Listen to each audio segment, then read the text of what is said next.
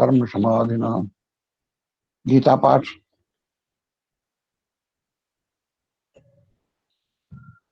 अध्याय 14, 1 श्लोक से 12 श्लोक तक। अध्याय 14, 1 श्लोक से 12 श्लोक तक। चतुर्दश अध्याय। ओम गुरुर्ब्रह्मा गुरुर्विष्णु गुरुर्देवो महेश्वर गुरु साक्षात् परम ब्रह्म तस्मै श्री गुरुवे नमः। नमो ब्रह्मण्य देवाय गो ब्राह्मणहिताय च जगद्विताय कृष्णाय गोविंदाय नमो नमः। चतुर्दशोऽध्याय। परं भूयः प्रवक्ष्यामि ज्ञानानां ज्ञानमुत्तमं यज्ञात्वा मुनयः सर्वे परागसिद्धिमितो गताः। इदं ज्ञानमुपाश्रित्य मम साधर्ममागताः। सर्गेऽपि नोपजायन्ते प्रलये न व्यथन्ति च। मम योनिर्महद् ब्रह्म तस्मिन् गर्भ ददाम्याहम्। संभवः सर्वभूतानां ततो भवति भारत। सर्वयोनिषु कौन्तेय मूर्तयः सम्भवित् तासां ब्रह्म महद्योनि रं बीजप्रदः पिता। सत्त्वं रजस्तमा इति गुणा प्रकृति संभवा निमग्नन्ति महाबाहो देहे देहिनमव्ययम्। तत्र सत्त्वं निर्मलत्वात् प्रकाशकमनायनम्। सुख संगेन मग्नाति ज्ञान संगेन चानघ। रजोरागात्मकं विद्धि तृष्णा संग समुद्भवम्। तन्निर्मग्नाति कौन्तेय कर्म संगेन देहिनम्। तमस्त्व ज्ञानजं सिद्धि मोहानं सर्वदेहिनां। प्रमादालस्य निद्राभिः तन्निमग्नाति भारत। सत्त्वं सुखे संजयति रजः कर्माणि भारत। ज्ञानमावृत्य तु तमः प्रमादे संजयत्युत। रजस्तमश्चाभिभूय सत्त्वं भवति भारत। रजसत्त्वं समत्तमस्येन तमः सत्त्वं रजस्तथा। सर्वद्वारेषु देहेऽस्मिन् प्रकाश उपजायते। ज्ञानं यदा तदा विद्वादि मृदं सत्त्वमित्युत। लोभः प्रवृत्तिरारम्भ कर्मणा समन्वितः। रजस्येतानि जायन्ते विवृधे भरतर्षभ। ये चतुर्दश अध्याय गुणत्रय विभाग योग नाम है। हर एक आदमी के भीतर में 3 गुण है, सत्वगुण, रजोगुण और तमोगुण। सबके अच्छा से अच्छा आदमी और खराब से खराब आदमी के भीतर। लेकिन ये क्या हो गया इधर। लेकिन इसकी मात्रा अलग अलग है। किसी का सत्वगुण बढ़ा हुआ है तो कहते हैं बहुत अच्छा आदमी है। किसी का रजोगुण बढ़ा हुआ है तो हम कहते हैं कि बहुत, तमोगुण बढ़ा हुआ है तो कहते हैं बहुत खराब आदमी है।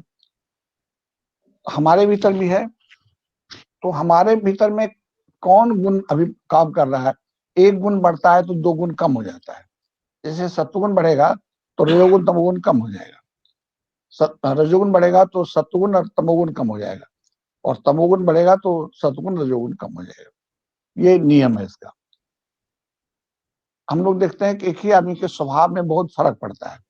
कभी वो बहुत अच्छा है, पूजा करता है, दान देता है, मीठा बोली बोलता है, वही कभी उसको क्रोध आ जाता है, कभी उसको निद्रा आ जाती है। तो गुण जब जो खेल चलता है वैसा हम हो जाते हैं। तो जब मन में सत्य के प्रति आस्था, भगवान के प्रति प्रेम, विवेक, क्षमा, दया, प्रेम, ये सब अगर अनुभव हो तो समझिए अभी मेरा सत्वगुण बढ़ा हुआ है। और जब लोभ, क्रोध, ईर्ष्या, द्वेष, ये सब अगर मन में आवे तो समझना चाहिए कि मेरा रजोगुण बढ़ा हुआ है। और निद्रा, आलस्य, दूसरे का बुरा भावना, ये सब जब मन में आवे तो समझना चाहिए कि तमोगुण बढ़ा हुआ है। हम खुद अपने आप को इस बात के लिए टेस्ट कर सकते हैं। हम जो साधन करते हैं वो हमारा जो चंचल मन है ये धीरे धीरे अस्थिर होता है, और जब अस्थिर होता है तो सत्वगुण बढ़ता है, सत्वगुण बढ़ता है तो रजोगुण तमोगुण कम हो जाता है। तो साधन करने से सत्वगुण बढ़ता है, और यही सत्वगुण बढ़ते बढ़ते एक दिन ये सत्वगुण भी खत्म हो जाता है, तो हम कहते हैं इसको समाधि हो गया, गुणातीत अवस्था हो गया, परम पद हो गया। तो हमारी यात्रा वहीं की है, इसलिए साधन करना चाहिए। साधन करने से ही सत्वगुण बढ़ता है। तो जितनी बातें हम किताब में पढ़ते हैं वो हमारे भीतर अपने आप आ जाता है। प्रेम, दया, क्षमा, विवेक, दूसरों को भलाई करने की इच्छा, ये सब मेरे मन में अपने आप आने लगता है, और ये साधन से, स्वाध्याय से और सत्संग से होगा। इसलिए हम लोगों को साधन भी करना चाहिए, अच्छी चीज सुननी भी चाहिए, और अच्छे रास्ते पर चलने का प्रयास करना चाहिए। तो ये चतुर्दश अध्याय का सार है। अब हम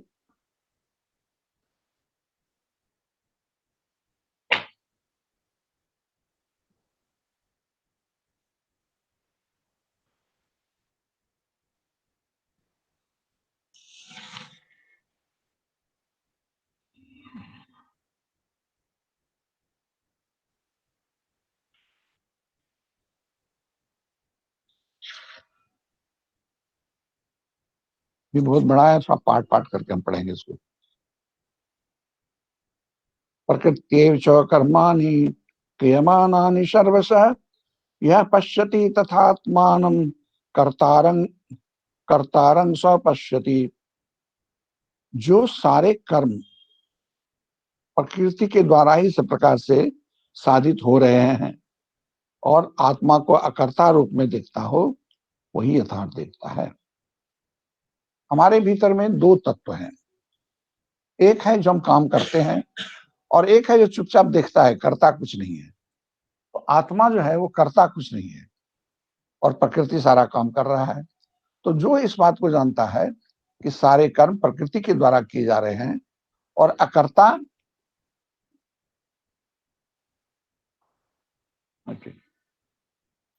और अकर्ता आत्मा जो है वो अकर्ता है, वो कुछ नहीं करता है, वो साक्षी स्वरूप है, वही यथार्थ देखता है। सब भूतों में प्रतिष्ठित परमेश्वर को सर्वत्र समभाव से जो देखता है, वो आत्मा का आत्मा द्वारा हिंसा नहीं करता, यह कहा गया है। यहाँ शंका हो सकती है कि यह बात अप्रामाणिक है, क्योंकि जीव के गुण और कर्म के वैलक्षण को देखकर यही प्रमाणित होता है कि देह भेद से आत्मा भी भिन्न भिन्न है। सब भूतों में यह आत्मा समभाव से रह नहीं सकता। ऐसा यदि होता तो कोई सुखी, कोई दुखी, कोई ज्ञानी, कोई अज्ञानी, इस प्रकार जीवों में अवस्था नहीं होती। इस प्रकार की शंका के निवारण के लिए कह रहे हैं कि प्रकृति शब्द का अर्थ भगवान की माया है। वह माया त्रिगुणात्मिका है। धृति से भी है कि माया की प्रकृति जानो, महातत्व प्रवृत्ति कार्य और कारण रूप में परिणत प्रकृति ही कर्म करता है। प्रकृति के सिवा अन्य कोई कर्ता नहीं हो सकता। कर्म भी तीन प्रकार के होते हैं, मानसिक, वाचिक और कायिक। सब प्रकार से प्रकृति ही सारे कर्मों को करती है। आत्मा अकर्ता, आत्मा क्षेत्रज्ञ कर्ता नहीं है, क्योंकि आत्मा सब प्रकार से उपाधि विवर्जित है।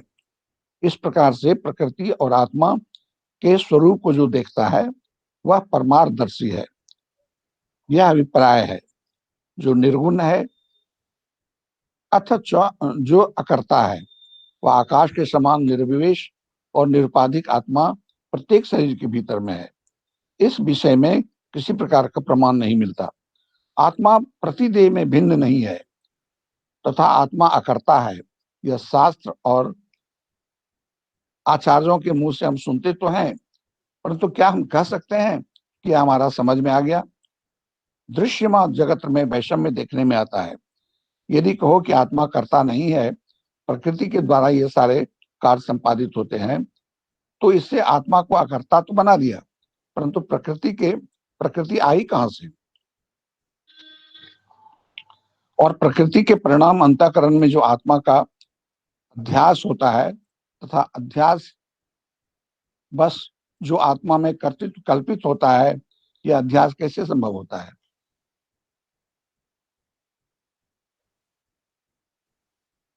आत्मा का अकर्तृत्व भाव मान लेने पर प्रकृति का अस्तित्व अस्वीकार करना संभव नहीं है, क्योंकि दोनों का संयोग आवश्यक है।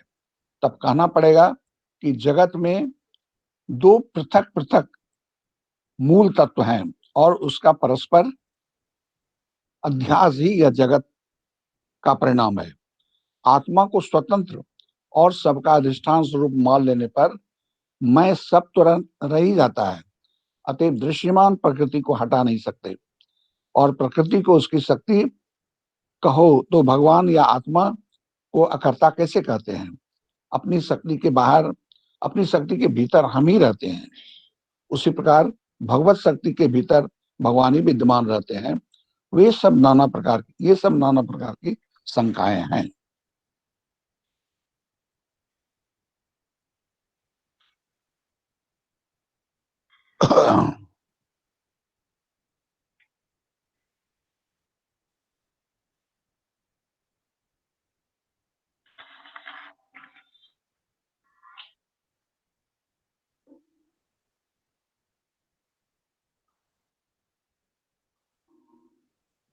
वस्तुतः अचिंत्य शक्ति संपन्न भगवान के नाना प्रकार के ऐश्वर्य और शक्तियां हैं।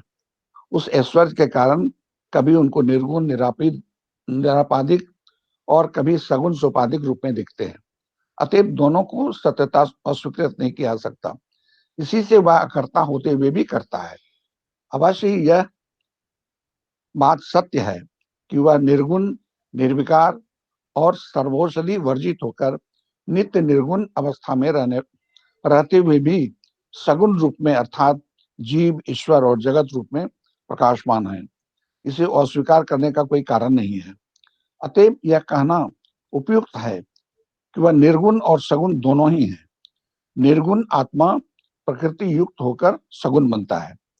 प्रकृति कोई भिन्न सत्ता नहीं है, वह भगवान की निज शक्ति या महिमा है। इसको ब्रह्म या अघटन घटन पटनासी माया कहते हैं। जिस प्रकार भगवान का अंत नहीं है, उसी प्रकार माया का भी अंत नहीं है। प्रकृति को कुछ लोग जड़ कहा करते हैं, परंतु वह काठ और पत्थर के समान जड़ नहीं है। वह आत्मा का दृश्य पदार्थ है, अतएव जड़ कहलाती है। प्रकृति और आत्मा अन्योन्याश्रय भाव में मिले हुए हैं। दोनों ईश्वर ईश्वर का ईश्वरी है। यह प्रश्न हो सकता है कि जिनको श्रुति एक और अद्वितीय कहती है, वह तो अनेक प्रकार के होते हैं। यही उनका अनिच्छा की इच्छा है। यह कैसे होती है, क्यों होती है, कहा नहीं जा सकता। भगवान को विकल्प नहीं होता, वासना नहीं होती। तथापि जब उनकी अपने आप को देखने की इच्छा होती है, तब दर्पण में हम अपना मुंह देखते हैं, तब अपनी माया को प्रकट करते हैं, नाना प्रकार में प्रकाशित करते हैं। एक और अद्वितीय होने पर भी अपने को नाना रूप में प्रकाशित करने का उनमें सामर्थ्य है। यह सामर्थ्य ही उनकी शक्ति है, शक्ति या माया है। माया से मिलकर ही वह अनेक होते हैं। जैसे शिशु अपने अपना प्रतिबिंब के साथ खेल करता है, उसी प्रकार वह भी अपने प्रतिबिंब के साथ खेलते हैं। खेल खेलते समय भी वह स्वभाव से कभी विमुख नहीं होते। उनकी माया द्वारा सृष्टि के खिलौने अनेक पृथक वस्तुएं हैं। ये उनकी ही शक्तिमान है। जब ये खिलौने माया चक्र के भीतर पृथक रूप से खेलते हैं, तब वे नाना जान पड़ते हैं और ब्रह्म से भिन्नवत प्रतीत होते हैं। ये खिलौने जब माया का भेद करके स्व केंद्र में उपनीत होते हैं, तो जैसे जल बिंदु जल में मिल जाता है, उसी प्रकार वे भी ब्रह्म देह में मिल जाते हैं। और जीव बिंब की इस अवस्था प्राप्ति को उसकी मुक्ति कहते हैं। यह माया कोई अन्य वस्तु नहीं है, यह उनकी ही स्वशक्ति है। ऋषियों ने उस मूल केंद्र को पिता तथा उसकी अचिंत शक्ति को जगत के उत्पत्ति का हेतु कहा है, विश्वजननी कहकर संबोधित किया है। ऋषियों के एक संप्रदाय ने निर्गुण ब्रह्म भाव को छोड़कर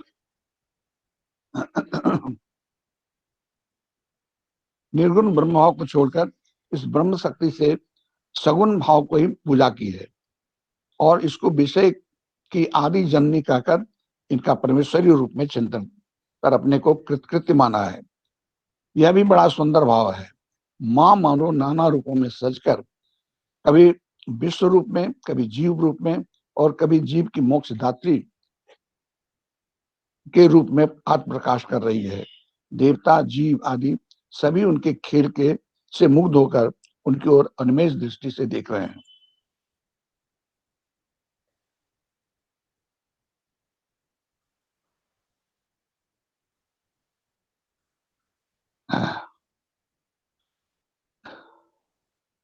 कार्य रूप में विश्व और कारण रूप में निराकार विश्वातीता रूपिणी होकर भी वह जीव का संताप हरण कर रही है तथा उपयुक्त पात्र को मुक्ति दान करने के लिए सदा उद्यत रहती है। शिव जैसे बुद्धि के लिए अगम्य है, मां भी उसी प्रकार बुद्धि के लिए अगम्य है।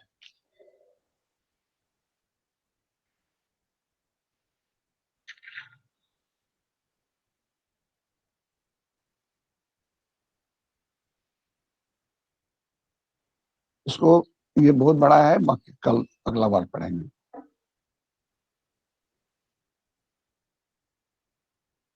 रामाय रामचंद्राय रामभद्राय वेदसे रघुनाथाय नाथाय सीताय पतये नमः। आराम कल्प भिक्षानां विराम शकलापदाम् अभिरामस्य लोकानां रामये रमतां भजे। चक्रे रामायणं चक्रं येन राम कथारसं समारित परारर्थं वाल्मीकिं मधुपं भजे। अस्मरन्तं राम रामेति तरन्तं भवसागरं चरन्तं अमृतारण्ये त्वं नमामि कपीश्वरम्। का 208 दोहा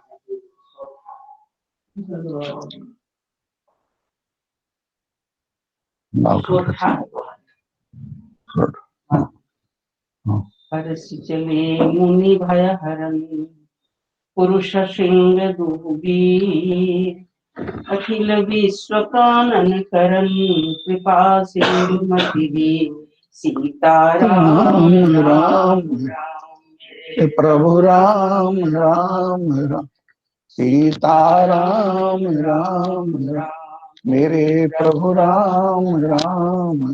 मंगल भवन अमंगल हारी द्रवहु सुदशरथ अजिर बिहारी। स्वामी सिंह रूप दोनों भाई राम लक्ष्मण मुनि का भय हरने के लिए प्रसन्न होकर चले। वे कृपा के समुद्र, धीर बुद्धि और संपूर्ण विश्व के कारण के भी कारण है। अरुण नयन उर बाहु विशाला नील सजल तनु श्याम तमाला कटिपट पीत कसे बर भाथा रुचिर चाप सायक दुहाता। भगवान के लाल नेत्र हैं, चौड़ी छाती और विशाल भुजाएं हैं। नील कमल और कमाल के वृक्ष की तरह श्याम शरीर है। कमर में पीताम्बर पहने और सुंदर तरकस कसे हुए हैं। दोनों हाथों में क्रमशः सुंदर धनुष और बाण हैं। श्याम गौर सुंदर दो भाई विश्वामित्र महाविधि पाई। प्रभु ब्रह्मांड देव मैं जाना मोहिनी पिता तजम भगवान। श्याम और गौर बंटी दोनों भाई परम सुंदर हैं। विश्वामित्र जी को महान निधि प्राप्त हो गई। वे सोचने लगे, मैं जान गया कि प्रभु ब्राह्मणों के भक्त हैं। मेरे लिए भगवान ने अपने पिता को भी चुन लिया। चले जात मुनि दिन दिखाई सुनी ताड़का क्रोध करि भाई, एक ही बान प्राण हरि किन्ना, दीन जानिते ही निज पट दिन्ना। मार्ग में चली जाते हुए मुनि ने ताड़का को दिखलाया। सब सुनते ही वह क्रोध करके दौड़ी। श्री राम जी ने एक ही बाण से उनके प्राण हर लिए और दीन जानकर उनको निज पद अपना दिव्य स्वरूप दिया। तब ऋषि निज नाथ जिय चिन्नी, विद्या निधि कहु विद्या दिन्नी, जाति लाग नो क्षुधा पिपासा, अतुलित बल तनु तेज प्रकाशा। तब ऋषि विश्वामित्र जी ने प्रभु को मन में विद्या का भंडार समझते हुए भी लीला को पूर्ण करने के लिए ऐसी विद्या दी जिससे भूख प्यास न लगे और शरीर में अतुलित बल और तेज का प्रकाश हो। आयुध सर्व समर्पिते प्रभु निजाश्रमान, कंद मूल फल भोजन, दिन भगति ही अजान, सीता राम राम राम मेरे प्रभु राम राम राम, सीता राम राम राम मेरे प्रभु राम राम राम। मंगल भवन अमंगल हारी, द्रव सुदशरथ अजिर बिहारी। सब अस्त्र शस्त्र समर्पण करके मुनि प्रभु श्री राम जी को अपने आश्रम में ले आए और उन्हें परम हेतु जानकर भक्ति पूर्वक कंद मूल और फल का भोजन कराया। प्रातः कहा मुनि सन रघुराई, निर्भय यज्ञ करऊं तुम जाई, होम करन लागे मुनि झारी, आपू रहे मख की रखवारी। सवेरे से रघुनाथ जी ने मुनि से कहा, आप जाकर निडर होकर यज्ञ कीजिए। यह सुनकर सब मुनि हवन करने लगे। आप श्री राम जी यज्ञ की रखवाली पर रहे। सुनि मारीच निशाचर कोई, लय सहाय धावा मुनि द्रोही, बिनु फर बान राम कही मारा, सतजो जन सा सागर पारा। यह समाचार सुनकर मुनियों का शत्रु क्रोधी राक्षस मारीच अपने सहायकों को लेकर दौड़ा। श्री राम जी ने बिना फल वाला बाण उसको मारा, जिससे वह 100 योजन की विस्तार वाले समुद्र के पार जा गिरा। पावक सर सुबाहु मुनि मारा, अनुज निशाचर कटकु सदा संहारा, मारी असुर द्विज निर्भयकारी, स्तुति करहि देव मुनि झारी। फिर सुबाहु को अग्निबाण मारा। इधर छोटे भाई लक्ष्मण जी ने राक्षसों की सेना का संहार कर डाला। इस प्रकार श्री राम जी ने राक्षसों को मारकर ब्राह्मणों को निर्भय कर दिया। तब सारे देवता और मुनि स्तुति करने लगे। पुनीत दिवस रघुराया, रहे किन्न विपरन परदाया, भक्ति हेतु बहु कथा पुराना, कहे विप्र यद्यपि प्रभु जाना। श्री रघुनाथ जी ने वहां कुछ दिन और रहकर ब्राह्मणों पर दया की। भक्ति के कारण ब्राह्मणों ने उन्हें पुराणों की बहुत सी कथाएं कही। अद्यपि प्रभु सब जानते थे। तब मुनि सादर कहा बुझाए, चरित्र एक प्रभु देखहि जाई, धनुष यज्ञ सुनि रघुकुल नाथा, हर्षि चले रघुवर के साथा। तदनंतर मुनि ने आदर पूर्वक समझा कर कहा, हे प्रभु चलकर एक चरित्र देखिए। रघुकुल के स्वामी श्री रामचंद्र जी धनुष यज्ञ की बात सुनकर मुनि श्रेष्ठ विश्वामित्र के साथ प्रसन्न होकर चले। आश्रम एक दीख मग माही, खग मृग जीव जंतु तह नाही, पूछा नहीं मिला शिला प्रभु देखी, सकल कथा मुनि कहा विशेषी।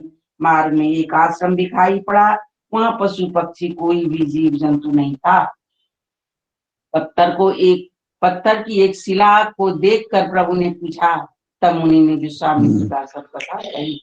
गौतम नारी श्राप बसो उपल देह धरि, चरण कमल रज चाहती, कृपा करऊं रघुवीर। सीताराम राम राम मेरे प्रभु राम राम राम, सीताराम राम राम मेरे प्रभु राम राम। मंगल भवन मंगलहारी, रवंशु दशरथ अजीर बिहारी। गौतम मुनि की स्त्री अहिल्या श्राप बस पत्थर की देह धारण किए बड़े धीरज से आपके चरण कमलों की धूली चाहती है। हे रघुवीर, इस पर कृपा कीजिए। ये स्तोत्र रामायण का पाठ करेंगे हम लोग। लागे पखार पाय पंकज, प्रेम तन पुल कावली, नव नगर गान निशान मय धुनि उमगी जनु चौदिशि चली, जे पद सरो जमन हो जधरि उर सर सदैव विराजती, जे सुकृत सुमिर विमलता मन, सकल कलिमल भाजई, जे परसि मुनि बनिता गी गति रही, जो पातक मई मकरंद जिनको शंभु सिर सुचिता, नहीं करी मधुप मन मुनि जोगी जन, जे से अभिमत गति लय, जे पद सखारत भाग्य भाजन, जनकु जय जय जय कहे। नित्य कृत्य का 117 पेज निकाल लीजिए। आप लोग समाज में नित्य कृत्य का 117 पेज निकाल लीजिए। हम लोग मधुराष्टक पाठ करेंगे। 117 पेज नित्य कृत्य का मधुराष्टक।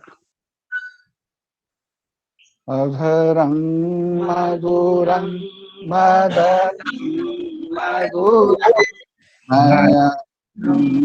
मधुरं हसितं मधुरं हृदयं मधुरं गमनं मधुरं मधुराधिपते रखि वचनं मधुरं चरितं मधुरं वसनं मधुरं बलितं चलितं मधुरं भ्रमितं 200 मिठाई है कलाउला मधुराधिपतिरखिलं मधुरं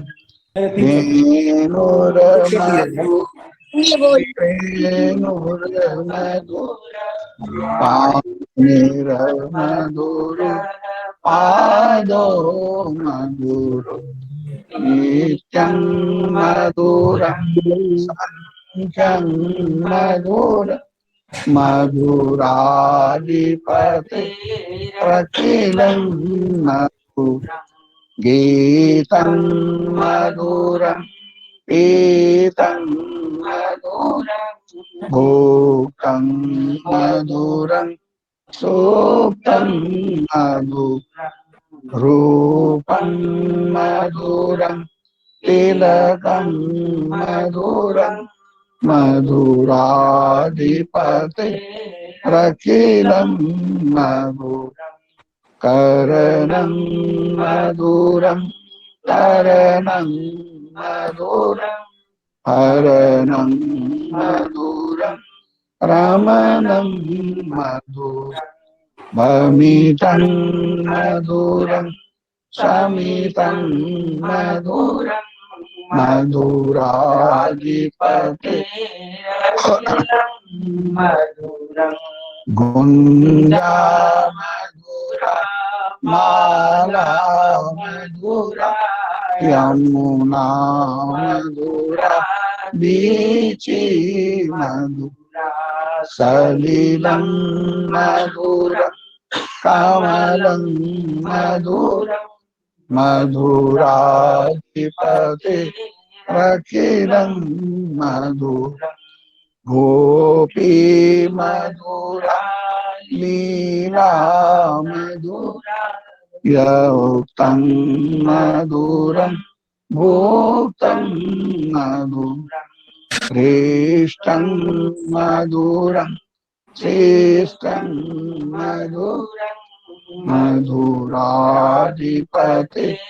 प्रखिलं मधुरं गोपा मधुरा गावो मधुरा यष्टिर मधुरा श्रेष्ठिर मधुरा दलितं मधुरं फलितं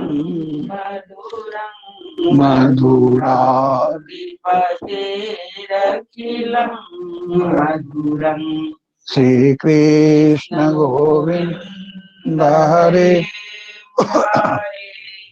हे राम नारायण वासुदेव श्री गुरु चैतन्य हे आत्मदेव हे मां गुरुवे विश्वनाथ श्री कृष्ण गोविंद हरे मुरारे हे राम नारायण वासुदेव श्री गुरु चैतन्य हे आत्मदेव हे माता दुर्गे विश्वनाथ श्री कृष्ण गोविंद हरे मुरारे हे राम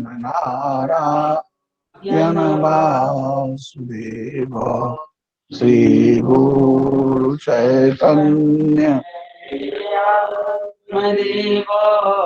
हे माता दुर्गे विश्वनाथ श्री कृष्ण गोविंद हरे मुरारे हे राम नारायण वासुदेव श्री गुरु चैतन्य हे आत्मदेव हे माता दुर्गे विश्वनाथ श्री कृष्ण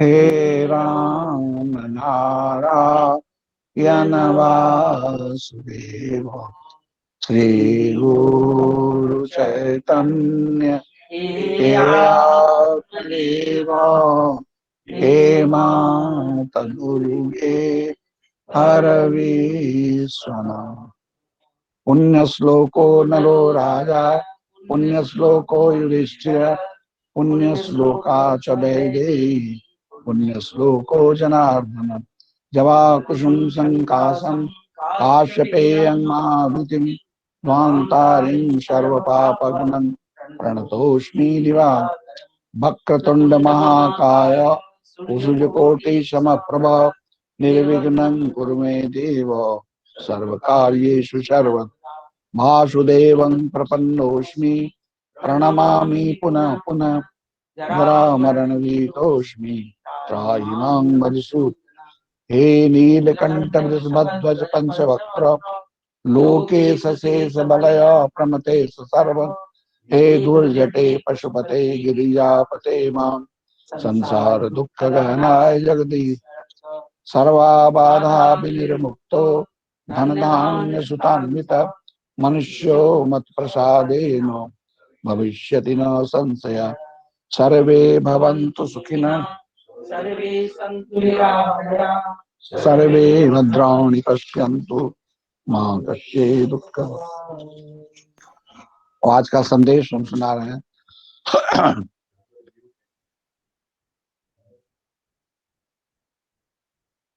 म्यूट है, नहीं नहीं, वोकल करो। आ रहा है, हमारा मैसेज जा रहा है सबको। बसंत के दस्तक देते ही होली की याद आती है। बसंत ऋतु आ रहा है और आते ही सबसे पहले याद आता है होली की। भीतर और बाहर जो रंग से सराबोर कर दे, ऐसा एक ही पर्व है और वह है होली। भेदभाव भूलकर हमें पूरे उत्साह के साथ होली मनाना चाहिए। एक दूसरे को रंग से रंगना चाहिए।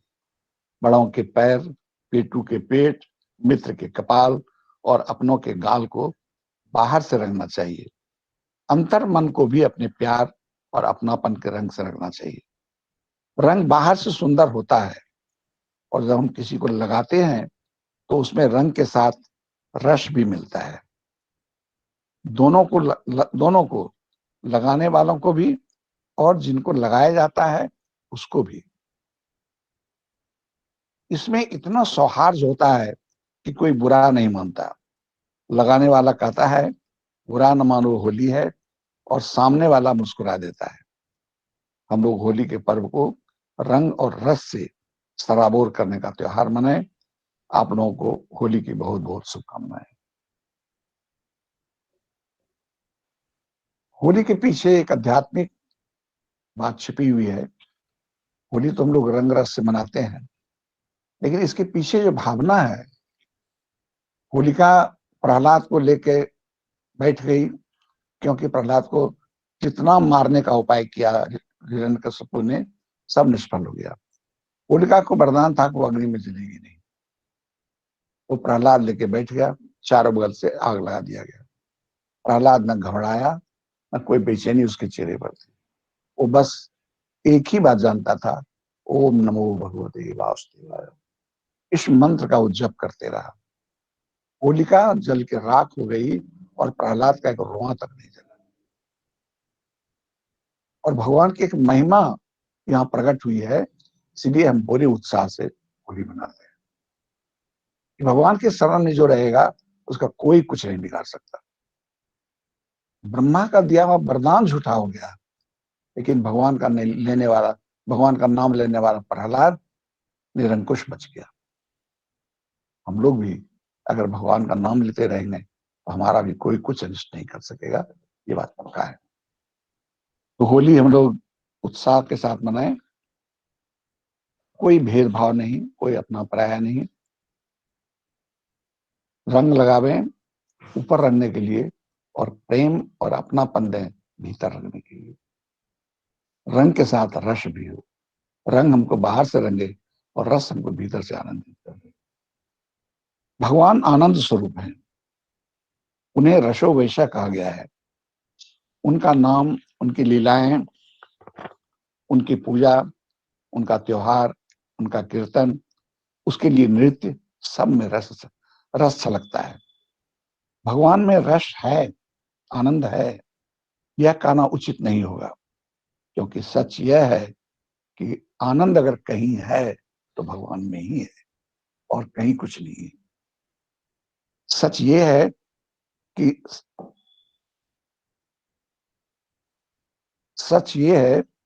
कि सिर्फ वही रस है, बाकी सब नीरस है। संसार में आनंद के लिए हम जहां जहां भटकते हैं, क्या सोचते हैं, रुपया मिल जाएगा तो हमको आनंद मिलेगा, स्त्री मिल जाएगी तो आनंद मिलेगा, सम्मान मिलेगा तो आनंद मिलेगा, बड़ा पद मिलेगा तो आनंद रहेगा, स्वस्थ शरीर रहेगा तो आनंद मिलेगा। इसमें आनंद नहीं है, इसमें रस का आभास है, वास्तविक रस नहीं है। इसको ऐसे समझें, सिनेमा के पर्दे पर या टीवी में हम सुंदर स्त्री देखते हैं, देखने में तो सुंदर लगता है, लेकिन हम छूना चाहें तो सिनेमा के पर्दे पर दिखने वाली सुंदर स्त्री वो सच नहीं है, सिर्फ स्त्री होने का आभास है। लेकिन थोड़ी देर के लिए हम खुश तो होते ही हैं देख के, थोड़ी देर के लिए देख के तो हम खुश होते ही हैं। इसलिए संसारी जितना भी रस युक्त प्रतीत होता है उसमें रस है नहीं, लेकिन थोड़ी देर के लिए तो उसका उसमें रसोभासन होता ही है। सुंदर भजन, भगवान की कथा, साधु के प्रवचन ये अच्छे इसलिए लगते हैं कि उसमें भगवान की चर्चा है, और जहां भगवान है वहीं रस है। अगर हम जीवन में आनंद चाहते हैं तो हमें 3 काम करना चाहिए, रोज साधन करना चाहिए। जैसे गन्ना ऊपर से कठोर लगता है लेकिन चूसते चूसते मिठास आ जाती है, उसी तरह साधन शुरू शुरू में नीरस लगता है लेकिन करते करते उसमें से आनंद स्वरूप अमृत निकलने लगता है। एक बार ये मिठास अनुभव होने लगे फिर छोड़ने का मन नहीं करता। दूसरा, गीता, रामायण, भागवत आदि धर्म ग्रंथों में भगवान की चर्चा है, इसलिए उन्हें पढ़ते पढ़ते रस मिलने लगता है, रस का अनुभव होने लगता है, आनंद का अनुभव होने लगता है। स्वाध्याय के अंतर्गत ही स्तुति, भजन, पूजा ये सब आते हैं। प्रेम में अमृत है। जो सबको प्यार करता है और सबका भला चाहता है उसके जीवन में आनंद की कभी कमी नहीं होती। सुख भोगने से सुख का अनुभव नहीं होता है, सुख बांटने से सुख का अनुभव होता है। प्रेम में अमृत है, प्रेम अमीय। जो सबको प्यार करता है, सबका भला चाहता है, उसका जीवन आनंद रूपी रस से सराबोर रहता है, इसलिए सबको प्यार बांटना चाहिए। लेकिन क्या यह लेख पढ़कर हम ऐसा कर पाएंगे? गुरु की इसके लिए क्या करना होगा देखिए, बताते हैं। साधन वगैरह स्वाध्याय हम बता दिए। गुरु की, माता पिता की, वृद्ध की और सहाय की सेवा करने से हम में उपयुक्त तीनों बातें अपने आप आ जाएगी। सेवा बहुत कठिन धर्म है, सेवा सब नहीं कर सकता। जिसको घृणा है वो सेवा नहीं कर सकता, जिसको प्रेम नहीं है वो सेवा नहीं कर सकता, जिसको अपना सुख प्रिय है वो सेवा नहीं कर सकता। तो अगर हम सेवा शुरू करें तो ये सब दुर्गुण तो मेरा अपने चला जाएगा। मदर टेरेसा कहती थी कि कोढ़ी सबका जब घाव साफ कर तो हमको इसी में भगवान का दर्शन, भगवान की पूजा कर रहे हैं। इसलिए बड़ों का, लक्ष्मी ने इंद्र से कहा कि इंद्र, जिस घर में बड़ों का सम्मान होता हो, बड़ों की सेवा होती हो, जहां सभ्यता पूर्वक बात, बोली में मिठास होनी चाहिए, जहां बोली में मिठास हो, लोगों को कटु वचन नहीं बोला जाता हो, कठोर वचन जहां नहीं बोला जाता, जिस घर में कलह नहीं हो, जहां क्रोध का अवसर होने पर भी आदमी क्रोध को रोक के मीठा बात ही बोले, इंद्र हम उस घर को छोड़ के कहीं नहीं जाते। ये लक्ष्मी ने स्वयं कहा है। उस सेवा करने से हमें उपयुक्त तीनों बातें अपने आप आ जाएगी। सेवा से अहंकार टूटता है, अहंकार के जाने से प्रेम उत्पन्न होता है, और प्रेम में ही अमृत है। प्रेम ही धर्म का शिखर है। धर्म का शिखर पे कौन पहुंचा? जिसने जीवन में प्रेम करना सीखा। पोथी पढ़ जगमुआ, पंडित भया न कोई, ढाई अक्षर प्रेम का पढ़े से पंडित। अपनों को होली की बहुत बहुत शुभकामनाएं। भगवान आप लोगों के जीवन को सुखी रखे। हाँ? बाबा प्रणाम। तो भजन गाइए, एक भजन से, एक भजन से शांति सुना रहा है। कार्यक्रम को भी बोलेंगे। बाबा प्रणाम। जय गुरु बाबा। जय गुरु बाबा। जय गुरु बाबा। जय गुरु बाबा। जय गुरु बाबा। जय गुरु माता। जय गुरु माता। जय गुरु बाबा। जय गुरु बाबा। जय गुरु बाबा। जल्दी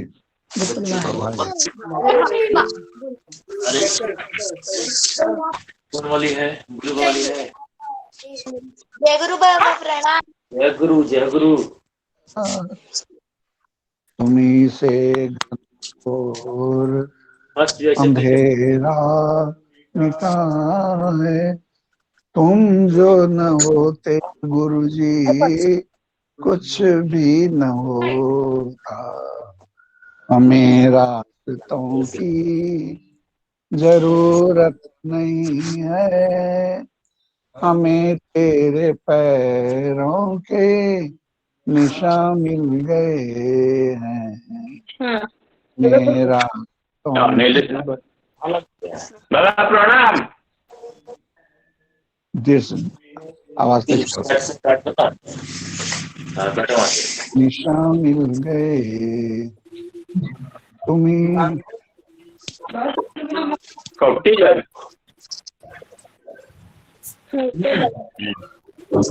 वो कट दिया टीवी सब कुछ अर्पण, सब कुछ तुम्हारा, सब तुझको अर्पण।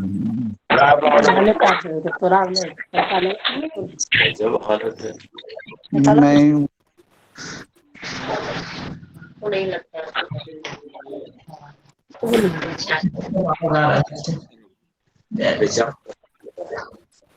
मेरा रास्तों की जरूरत नहीं है, हमें तेरे पैरों के निशान मिल गए।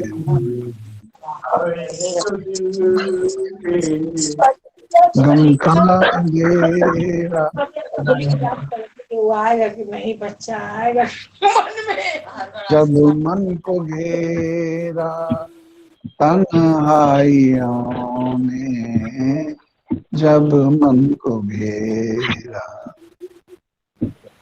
तेरा के तू रूबरू है, हमें तेरे पैरों के निशान गए हैं।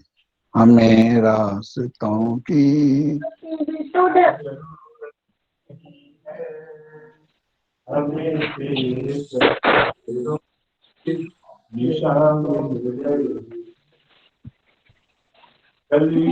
में तू है, फूलों में तू है, सागर के एक एक लहरों में तू है, सागर के एक एक लहरों में तू है।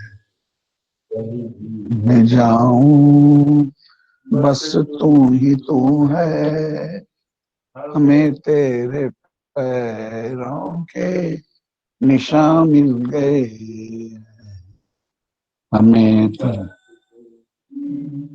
जरूरत नहीं है, यही मेरी पूजा, तुम ही तुम हो, कोई न दूजा, तुम ही तुम हो, कोई न दूजा, तुमसे सब है रोशन, सब कुछ कन कन में तू है, हमें तेरे पैरों के निशान मिल गए। मेरा